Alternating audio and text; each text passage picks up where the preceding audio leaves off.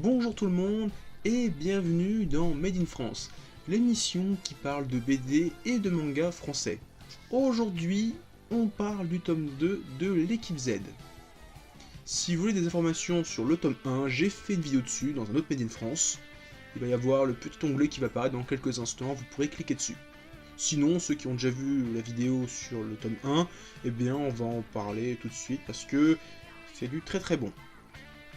Ah oui, du très bon. Ah, j'ai adoré ce tome. Avant de commencer, j'aimerais parler de la précommande qu'il y a eu pour la sortie du tome 2 de l'équipe Z, qui a dépassé les 100%, c'est très bien. J'avais mis 50 €, donc j'aurais dû avoir le t-shirt. Sauf qu'il va être envoyé un peu plus tard, et je me suis dit, est-ce que je fais la vidéo avec le maillot, mais en retard par rapport à la sortie du tome, soit je la fais tout de suite sans le maillot. Bon bah j'ai tranché, ça sera sans le maillot. Par contre pour le tome 3, vu que j'aurai déjà le maillot, bah je ferai la vidéo avec. Parce que le maillot a l'air super stylé. Et qu'en plus il y aura mon nom derrière, donc je ferai partie de l'équipe Z un petit peu. Ça j'aime bien. C'est cool. Précommander le tome 3 s'il y a une précommande.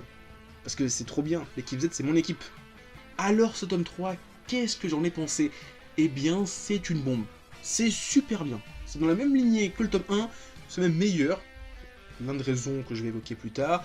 Mais comme toujours, on a plein de joueurs qui sont introduits dans le tome. On nous explique un petit peu leur origine, leur histoire, les thématiques qu'ils vont amener avec eux, et franchement, bah ça c'est cool, parce que dans Olive et Tom, que j'aime beaucoup, mais finalement, quand on aimait un personnage comme Mark Landers, Olivia Tom ou Thomas Price, on le met parce que c'était le putain de gardien, le putain de tireur, le putain de défenseur. Juste pour ça, parce qu'ils étaient des bons joueurs. Mais derrière, leur psychologie, leur histoire, tout ça, un peu osef. Bon, Thomas Price était un bourgeois, Mark Landers c'était un délinquant, voilà, mais ils avaient pas beaucoup de profondeur.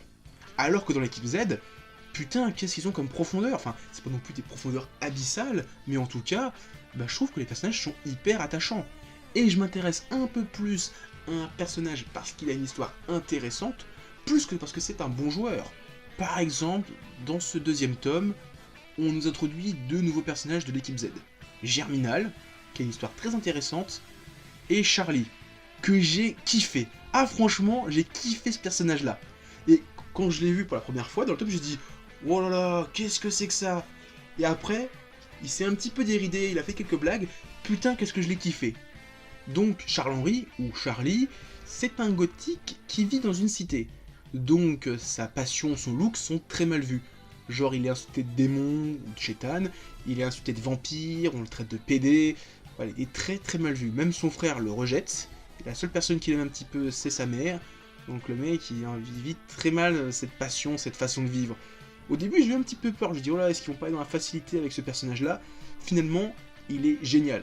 Il sort 2-3 petites blagues sataniques qui sont juste énormes. Genre par exemple il fait une petite passe à Hugo qui marque un but, et il sort après « Je dédie ce but à Satan et à tous les démons de l'enfer ». C'est génial, franchement j'ai lu ça, je me dis mais ils ont osé quand même. Le mec il fait une petite tête en plus, il fait genre une tête méchante, j'ai dit non c'est trop cool, je kiffe ce personnage là. Charlie c'est devenu mon personnage préféré de l'équipe Z. Ah, ça y est, c'est lui, c'est mon perso. Si je dois avoir une carte collector, c'est ce personnage là. Il y a pas d'autre personnage. Germinal il est très cool aussi, franchement son histoire est hyper touchante. Mais Charlie, ce petit humour, ça a fait mouche avec moi, j'ai beaucoup aimé. Et donc en plus de son humour satanique, ce qui m'a vraiment fait aimer Charlie, eh bien... c'est systématique, le fait d'être rejeté dans sa cité, que personne n'accepte, et ben ça je trouve ça très cool, ça fait très shonen, bah, c'est un petit peu comme Naruto au début du manga Naruto, c'est les mêmes thématiques, le fait d'être rejeté, de vouloir être accepté tel qu'on est, ben ça j'aime bien, c'est très shonen, je kiffe.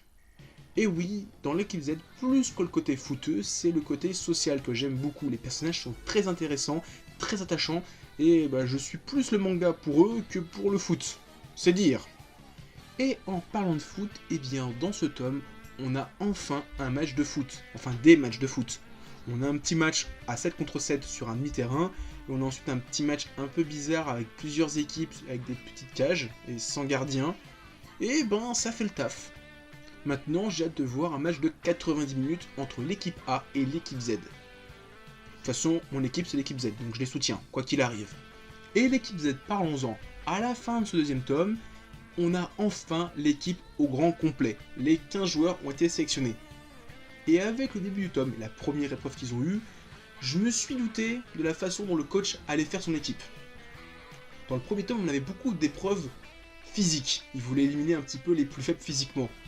Dans ce deuxième tome, c'était plus dans la psychologie, essayer de voir les joueurs qui s'entendaient le mieux. Parce que finalement, plus qu'une équipe avec des bons joueurs, il voulait une équipe avec des bons joueurs qui s'entendent bien.